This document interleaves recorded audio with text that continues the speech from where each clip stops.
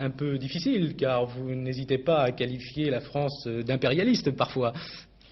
Mais c'est à ce prix aussi que l'on se construit.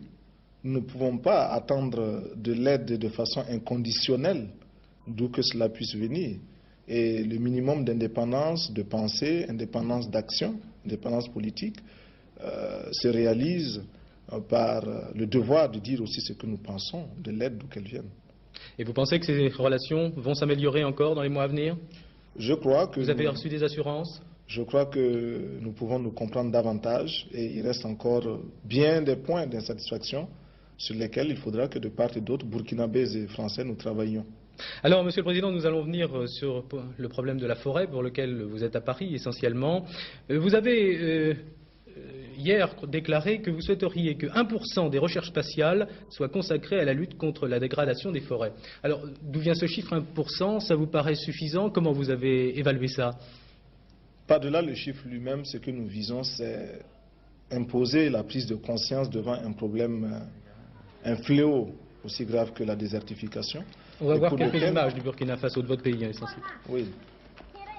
Pour ce fléau, nous estimons que la responsabilité n'incombe pas seulement à ces hommes et à ces femmes qui vivent au Burkina Faso, mais également à tous ceux qui, loin de chez nous, provoquent de façon directe ou indirecte des perturbations climatiques, écologiques.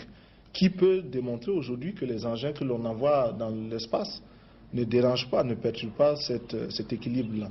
Vous avez dit qu'effectivement la lutte contre la désertification est anti-impérialiste.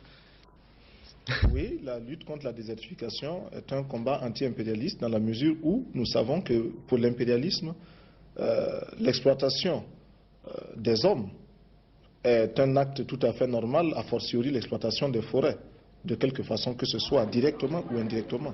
Capitaine Sankara, ça sera ma dernière question, et d'ailleurs avec Geneviève Guichenet tout à l'heure on se posait bien la question. Pourquoi le Burkina Faso? Pourquoi avoir voulu changer le nom de la Haute-Volta? Oui, parce que Haute-Volta, cela ne voulait rien dire pour personne, en particulier pour nous, burkinabés.